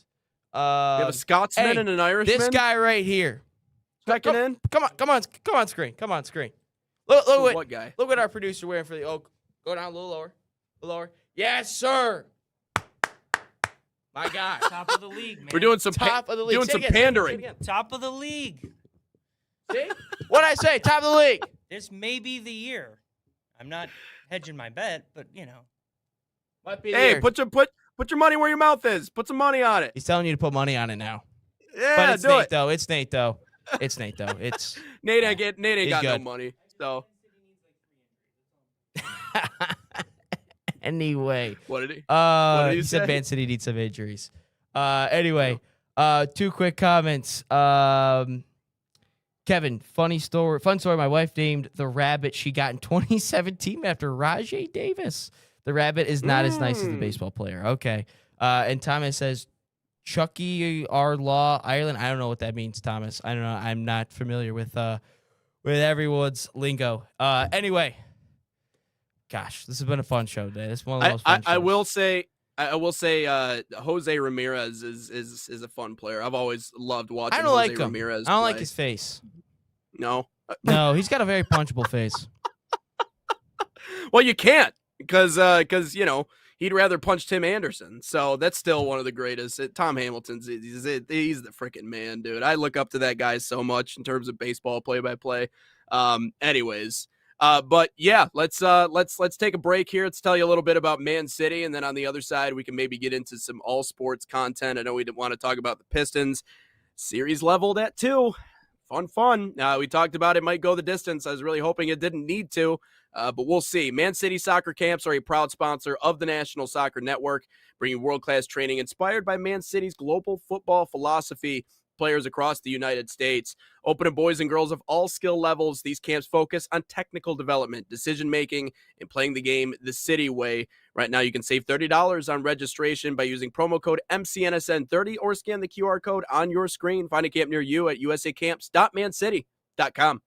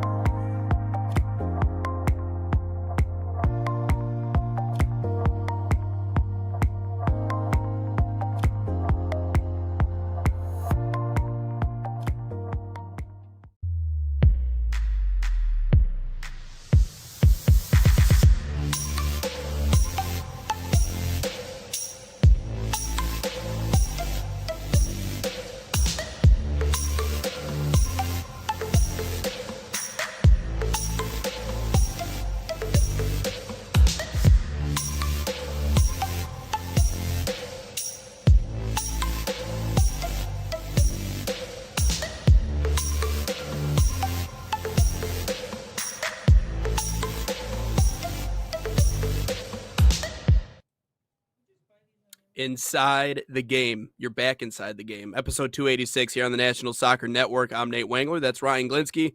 Ryan, I know we got a couple of things we wanted to get into. You want to continue the soccer conversation? You want to get into to all sports? No, let's save the James thing in Hurt Gomez for tomorrow. Yeah, let's get into the Pistons, Cavs, and then the rant about the NFL and their international games. It's so stupid. Oh, by the way, Thomas says, "Enjoy the show, lads. Good crack." He's been laughing. That's awesome. Well, we appreciate everybody that joins us. Again, give us a follow as always on social media. at National Soccer Network or Sports Nation. That's sports with a Z. But yeah, Pistons Cavs now tied at 2. Ended up dropping that game despite Cade Cunningham's triple-double. Donovan Mitchell, man, nuclear in the second half. 39 points in that second half. James Harden started making plays after what was a rough first couple of games in that series. And our prediction on this show, I'm just going to point this out right before we even got to this series, and I know that Kevin Arnold kind of echoed this sentiment, and he's in the chat right now. This is a series that reeks of going 7 games because the Pistons are good enough to stick around, but a lot of times they're just not good enough to close out games. Let me put it this way. Jalen Duren is not worth even close to the amount of money that he's going to be asking. No shot. I appreciate the ability. I appreciate the ability to block shots and to rebound. But listen, and I know Kevin Arnold's going to be able to relate to this the same exact experience too. We went through the Andre Drummond experience. Like, we know what it's like to have a back to the basket big who can block shots and rebound and can't do anything else. Doesn't have a jump shot, can't really defend guys who are fleet of foot, isn't really all that mobile, doesn't really provide you a 3-level scoring the way that we see with a lot of these guys who sign these max contracts. And that last game was a perfect example of it. Now, mind you, do we need Jalen Duren to be all that to win games? No, I don't think we necessarily do. I think we're still capable of winning the series without him being this all-world player. But, could you imagine the dynamic of this team if we had maybe instead of Jalen Duren, like a Karl Anthony Towns? I mean, someone who could actually shoot, someone who could actually do all of those things and play who could bring the ball up the court. I mean, all these things that Jalen Duren simply cannot do because he has cement feet. It's hard to watch sometimes. So this is the most uncomfortable thing is he's not worth the money that he's asking for. Yeah. And, on the other side of it is, too, it's just sometimes there are nights where, again, and last night was another prime example of it, where just Cade doesn't have any help. I think Asar Thompson is, again, he does so many things right, but he's going to have off nights, too. I thought last night was an off night for Jalen Duren. It was an off night for Asar Thompson. And as much as I bash on James Harden is still James Harden. Even at 36 years old, the guy can still ball. And I mean, as much as I hate the way that he plays the game, and I think if there's any player in the NBA who is mostly responsible for ushering in this era of ball that we see right now, okay? And I know you're going to say LeBron, all right? I know that this is how this conversation goes. Well, we'll talk about LeBron coming up here in a sec. I also think it was in large part due to James Harden with the whole kick out, 3-pointer, step back, kick out the legs, take the contact, so that frustrates me, but the guy can still ball. And I think for whatever reason, Cleveland is a house of horrors in this playoffs. Winning at home is such an important thing. Now, they need to get one on the road. I get it. I understand. They need to get one at LCA. The Magic proved that you can do that. But this team, if they can get one in Detroit, the series is going to be over because they have been better than really any other team in this playoffs at home. I don't know what it is about what it is about them playing in Cleveland, but it's been terrible, and we've collapsed at the end of games. So that's my takeaway from yesterday, man. I still think it goes the distance, but it's hard watching Jalen Duren play some days. It really is. No, I agree with you. I think yesterday, first off, horrible start. The amount of turnovers and Karis LeVert kind of saved us in the first half. Yeah, exactly. It really felt like, and I don't understand what the point of when you realize that it was not Asar Thompson's night last night. I think his plus minus was like minus 27 or something like that. When you realize that Kevin says road games give me trust issues. I guess from a Cavs fan, you guys, it's road weird. games and raisins. The Cavs give me trust issues. The Cavs haven't lost a home game, but they haven't won a road game. So it's weird, man. It's weird. But when I looked at yesterday, the same issues I had in the Magic series kind of popped back up again. And it was the floor spacing looked really bad. You have Duren and Asar out there. it just looked like there was times where it's like, dude, sorry, if you could only hit a consistent 3-point shot, you're like, this would make everything go so well, especially from a floor spacing aspect. But the turnovers killed us. I thought the Cavs were tougher on the glass. And, I mean, we were winning. We were up by 4 points heading into the break. And I don't know what J.B. Bickerstaff did or what he said or what Kenny Atkinson said, but you cannot come into a half and coming into the start of a half and give up 23-0 run. You just can't do that, especially on the road. I don't know why they didn't do what the Sixers did a little bit with the with Mitchell Robinson. I understand that, the Cavs have better free throw shooters than Mitchell Robinson, but the reason I say that is it kind of slows everything down. And you can call the timeout, you realize the timeout's not working. Just bring in Ron Holland, just hack a Shaq somebody and just calm things down, because now they're just hitting free throws instead of knocking down threes or crazy whatever Donovan Mitchell, James Harden was doing. And I know everyone's probably going to bring up the free throw numbers from that game, but you just foul him. Ron Holland doesn't really matter anyway, but it calms things down. It slows things down. Yes, they're still putting up points, but the clock's not moving. The crowd's not into it as much, and you can calm down a little bit. And I understand Cade was trying to get that whistle during that run, but he just didn't get it. I get that. I get the frustration. And then I don't know if you saw what J.B. Bickerstaff said after the game, what Cade said after the game, but they basically flipped the whole Kenny Atkinson, Donovan Mitchell thing and said, well, why couldn't we get the whistles? Like, I mean, if they said the whistles, and the whistles seemed to change, well, we should get the whistle. So hopefully something changes in Game 6. But it was just a bad watch yesterday. I had a lot of frustration. I'm so glad that I made a Leandro Trossard video instead during that, because I didn't really want to watch yesterday's game because it was a horrible watch. Credit where credit is due, though. James Harden, Donovan Mitchell, the Cavs, they stepped up in a big way. And I will say, I didn't mention this either, I really thought the Cavs defended Cade really well, which is blitz him, make life really difficult. And when you don't have a big like Jalen Duren who can dribble the basketball, it's going to be a house of horrors. Well, and the thing about playing in a raucous environment like that I don't think people really consider, a lot of times you're going to get more whistles in that building. I know that the referees in the NBA playoffs obviously are the more experienced top-end referees, but in an environment like that, generally speaking, you have to accept that you're probably not going to get the whistles that you want. So slow it down. Slow everything down. Okay, because, again, the turnovers are that's what killed the Cavs in the first 2 games that they lost in Detroit. Turnovers. Early turnover issues. James Harden giving the ball away. Donovan Mitchell giving the ball away. All of them. So that's where you're right. For J.B. Bickerstaff, that's a moment where I'm like, okay, we gotta slow things down. Because this is not, when I look at this Pistons team, this doesn't strike me as a fast-paced, breakneck, up and down kind of team. No. Like, they're not built that way. Yeah, I mean, if you can get out on a run, I mean, you got Asar Thompson, he can jam it. Obviously, Cade. Yeah, for sure. Duncan Robinson's not fleet of foot. Oh my God, I can't stand Duncan Robinson defending James Harden, Donovan Mitchell. Oh my God.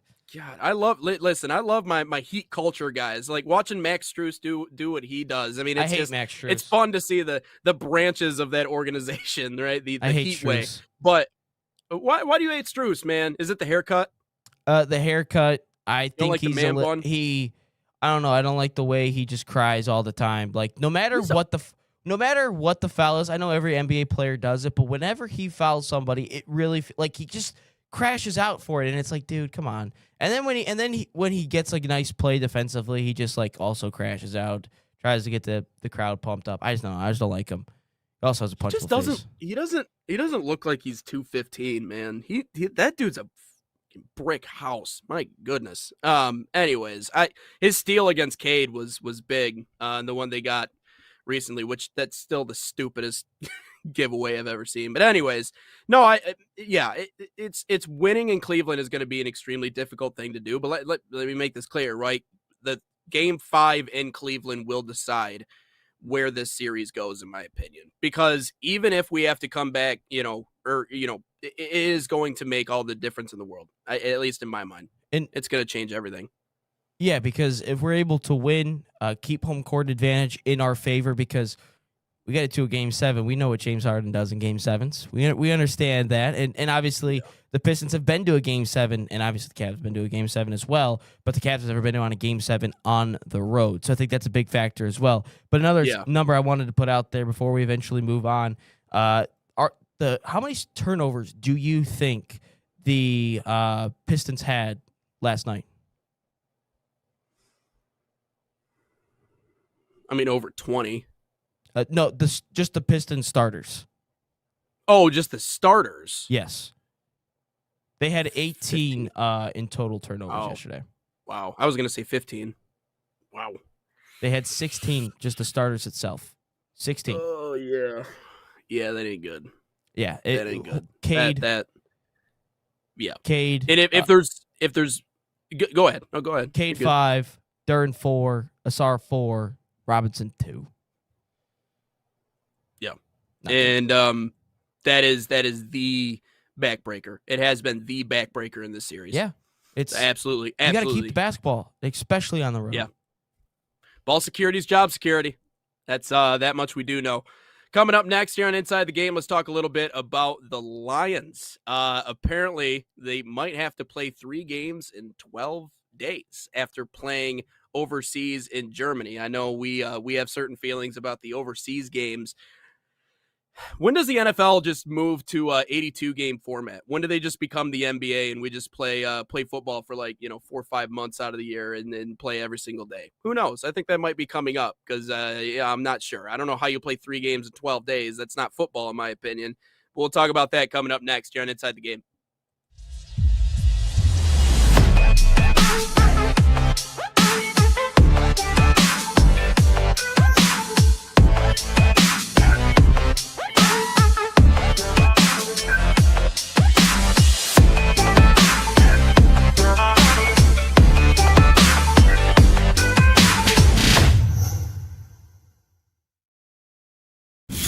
Experience the thrill of the game like never before with NSN's Game Rewind. Dive into full match commentaries enhanced with cutting-edge dynamic graphics, letting you relive the highs and lows of your favorite matches in astonishing detail. Whether it's a championship win or a legendary play, NSN Game Rewind bridges the past and future with a broadcast experience designed to captivate. Call 586-304-4405 and start watching today.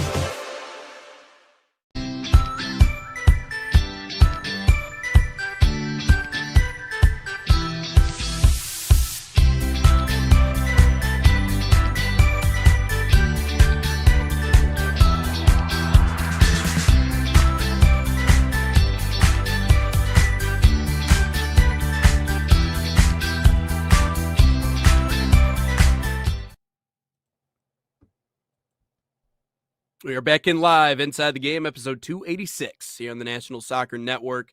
Just got done talking a little bit about Pistons, Cavs.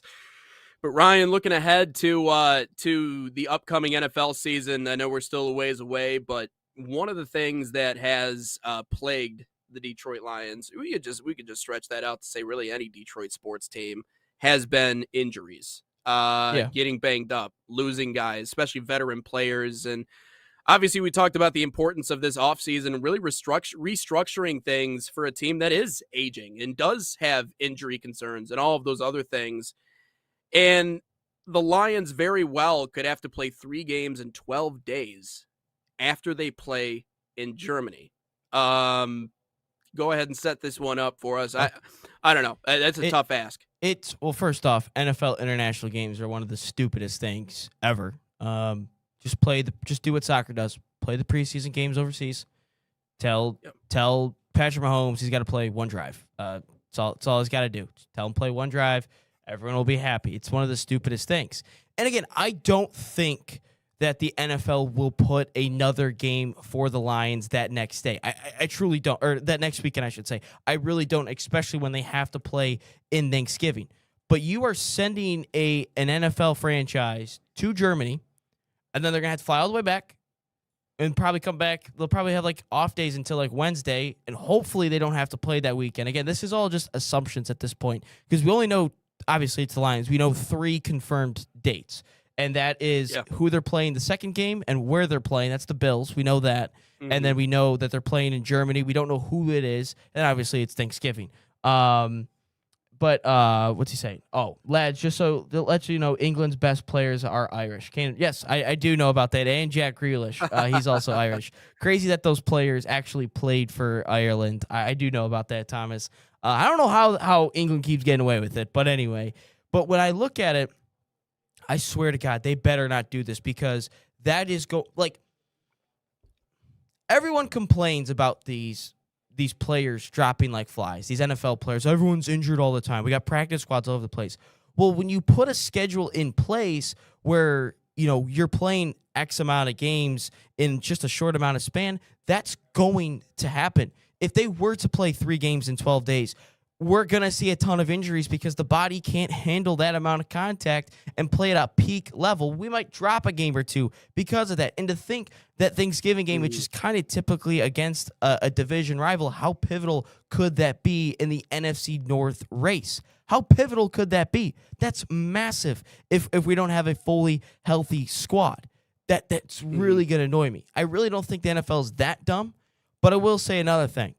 I got this from our good friend Neil Rule yesterday.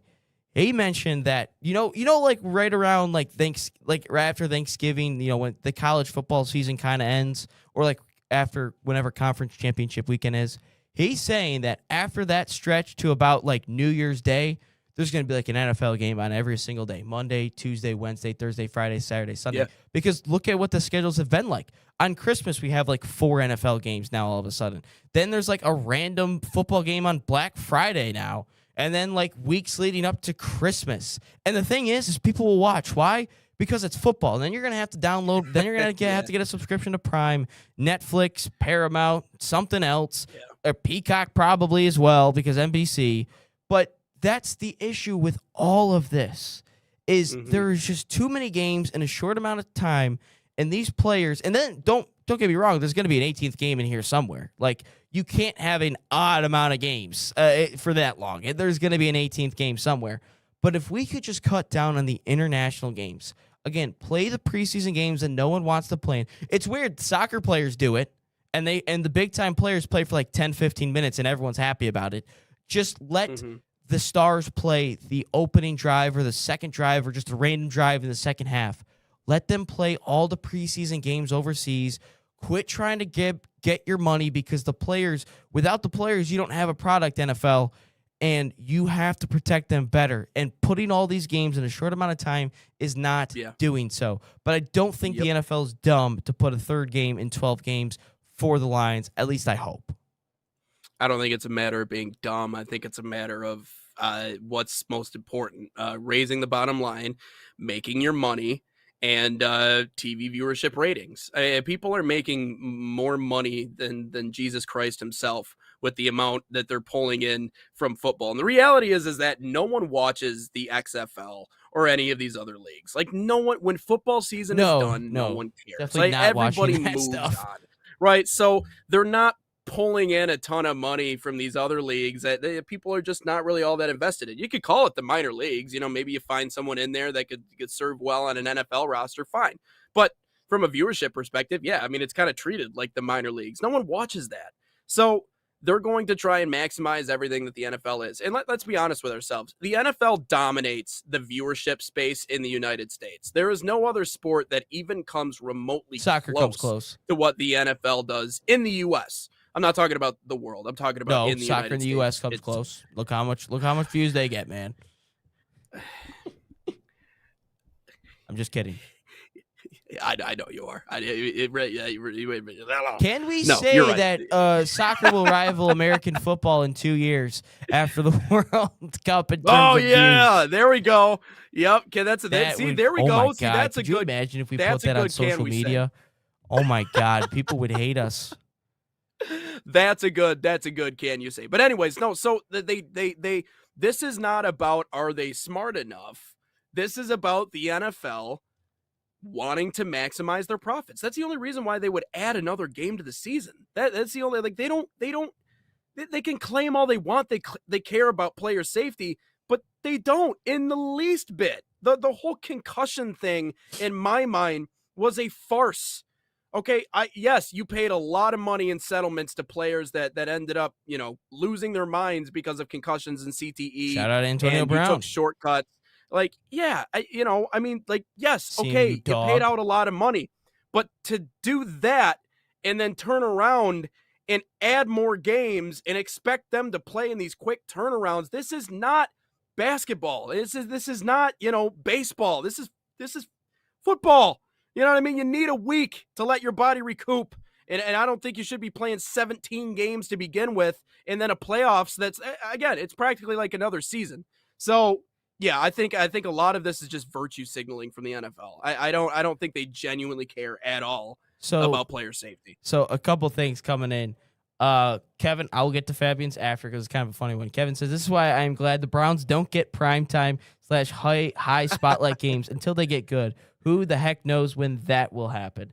The less I have to see, the better. That was the issue. My biggest issue with the Lions last year was the amount of I have to wait for Sunday night, Monday night, Thursday night. I'm like, can we just play at 1 o'clock? Like, can we go back to being bad a little bit? Like, I just want to see us play at 1 o'clock. The day's over because they were a frustrating watch as well. I can afford a ticket, other things. That too. So, for some reason, Fabian thinks you're from Sault Ste. Marie, almost Canada is what he says. He says you watch the CFL. Do you watch the CFL because you're from Sault Ste. Marie? No, I don't watch the CFL, but I will say my Uncle John, who played football at Michigan, won a Rose Bowl under Bo Schembechler, hurt his ACL his senior year. And so instead of going to the NFL, which obviously he had scouts and people looking at him for the NFL, played in the Canadian Football League for a while. I don't know who he played for or where he played, but I have family ties to the Canadian Football League. But no, I do not watch the CFL. And I'm also not from Sault Ste. Marie. I wish I was. That place is beautiful, man. It's stunning. No, I would not want to live up there. I don't like doing it that much. You don't like nature. You don't like the woods. No, you guys. You scared of the woods? It's. I will say traffic over here sucks, but like outside, which by the way, it doesn't really affect me anymore because I just got to go a mile that way. So north, and then I'm on like a 1-lane road where no one's on. Yeah, sorry, no, I had to point around. He also thinks Fabian really thinks you're Canadian. Like he really thinks. Do I sound like Canadian? You know what poutine is? Yeah, I know what poutine is. You like poutine? Yeah. It's all right. It's all right. Do you like Canadian it better than bacon White sucks. Castle? I've had White Castle once, so I don't know. I would say White Castle's probably better. Okay. So I like you're not White Castle. fully Canadian. Which I don't know why he would think you're Canadian. You just in hold January on. you absolutely crapped on them. Or February. Hold on. I'll give you one. Tim Hortons, best coffee place there is. Best chain coffee place there is. Nobody beats Tim Hortons. Okay, Dunkin's getting up there because we got more Dunkins in Michigan now. The world runs on Dunkin'. I get it, but nothing beats Timmy. Nothing beats Timmy Hose. I can't disagree with that. I mean, best. I don't really have a say in that because I don't drink coffee. I also don't go to Tim Hortons because the donut shop on my house ruined donuts for me, so I can't eat donuts anywhere because they're come just on, not as man. Good. Better donuts out there. Kevin goes, I forgot Fabian used to work out there in Sault Ste. Marie. I forgot. Fabian's like a government agent. I forgot about that. I gotta wait. So that makes it more concerning. What you think he's like on to me now. He's like digging into my past. I'm not Canadian, man. I don't know what you want from me. I'm from Michigan, and we're not too far. But Kevin goes, 1 p.m. games are beautiful. Start at 1, feel the pain at 4, get over it at 6. Enjoy my Sunday night. Hey, Kevin, if you stay for question of the day, which will be a little bit sooner than normal, you're really going to agree with us because based off some more scheduling news yesterday, I'm pissed off at another certain network regarding football in this country. But no, that's what I'm talking about. I liked when we sucked because it was like 1 p.m. games. Yeah. Hey, it's done. I don't care. Like, oh, man, we lost, man. Like, it's whatever. But with the Sunday night games, when we lose to the Eagles and the Chiefs, I got to go to bed mad because we just lost a game where if it was at 1 o'clock, I'm okay because I had the day to reflect about how bad my NFL football team is. Like, Yep. No, I hear you, man. I hear you. But, like, Absolutely. again, Like when they suck, it's predictable. You know what you're getting into every Sunday. But you understand it. back to the scheduling thing real quick. Yeah. The biggest issue on this team the last couple of years is the injuries. And I think that has got to do a little bit with Dan Campbell, with how much they practice, how hard they practice. I shouldn't say how much they practice, how hard they practice. They put on the pads a little bit sooner than I think people would like. But Dan Campbell's like, I'm just preparing you for late in the season. I get that, Dan. But sometimes just be a little bit have a little bit of caution. Be a little bit precautious on all this. I tend to think these aren't animals. Last year, Amon-Ra St. Brown was walking around in the middle of the season with a brace on his wrist because he did something with his wrist. I did see that in person, so I can confirm that. And then everyone's confused why he's dropping passes. Maybe it's because his right wrist has a brace on it in the middle of the year. Yeah, I tend to think that that's kind of a moot point. I mean, I understand it, but like football is a violent sport. It is an extremely, extremely violent sport. Like, regardless of what you do in practice, whatever happens in the game happens in the game. But at least we don't treat them like animals when they get hurt, you know. So that's for sure. That's good. You know? Unless you're Brian Kelly, that's different. Race. Yeah. Fabian, tell Nate I can't wait for LeBron to retire and try to be a sports commentator so he can have some relevance. Yeah, well, he's gonna be in the broadcast booth when he retires. Oh my God, I don't want to hear that. He's gonna suck. Same thing with Brady. Like Brady the also minute sucks. Brady retired, it was like I think Brady's gotten better. He talks I think too much. Brady struggled at first because he was too inside football. And the thing is about broadcasting is like not that you have to dumb it down, you just have to talk to normal people. You know, like I don't care what Spider 2Y banana looks like. I could care less. Just tell me what happened and what the guy did and didn't do and what he should have done. So I think for Brady, it was just a matter of like getting away from the film brain that he has. Mr. like just casually watches film. Like he's like, you know, us playing video games at the end of the night. He's just sitting there studying. Like he's got to get away from that. And I think he has. Tony Romo bothers me a little bit, only because like he would predict plays before they even happened. But I also think Tony Romo's got a lot better. Kevin, I don't think LeBron will broadcast. Really? Well, I know he's got his own podcast. Great. You know, I know he's got his own shows. By the way, that prank show that he's doing with what's his face? AD. That's funny. I do like that. They got Draymond Green pretty good. I gotta admit that was pretty funny. But no, I mean, Kevin, you know they're gonna try at least, right? Like you know these networks are gonna be begging for him to be on like Inside the NBA and all these other things. LeBron will own a team and not follow Brady's shady model. Is it just because he went to Michigan, Kevin? Is that the reason? Does Kevin? Well, I would guess he probably doesn't like Brady, does he? No, and the fact that he went to Michigan probably doesn't help either. Yeah. Listen, I just think the star player to broadcaster pipeline is always a strong one. A lot of those like analyst positions are always reserved for those players. Like you're not just going to throw anybody in there. So I don't know. Maybe you're right, but I mean, you're telling me he wouldn't be at least better than Draymond Green on like inside Draymond sucks. Like Draymond's with that awful. panel of like Kenny and you know Chuck and all those guys, you don't think LeBron would be a better fit than I don't know how Draymond takes everything personal green? Like, I don't know how it's true. I don't know how LeBron would fit in with them because I feel like you just can't touch inside the NBA though. I feel like you can't. You can't. You can't mess with it because if you were to take each Shaq, Kenny, and Charles Barkley on their own, I think they all suck. But it works together when they're together. Like no, you I can't, agree. Because I ain't gonna listen to anything Shaq says or Charles says or maybe Shaq, not Kenny. Ernie's fine because he's a professional. He's on his own anyway, so it's not like it matters. But I think if you were to take all three, if you were to put them like in individual aspects, I wouldn't do any of that. But gotta anyway, say that LeBron though later in his career has been able to kind of pull back, and I feel like he can laugh at himself. He has a good sense of humor. I think he has all those qualities of what a good TV personality would be. I don't know. I think it would be a natural transition for him. But anyway, anyways, let's get into question of the day. Running a little late on time. Salt Athletic, official sponsor of us here at the National Soccer Network. Use promo code NSN15. Scan the QR code on your screen or visit saltathletic.com today. Hey, Kevin, this is what I was telling you to wait for.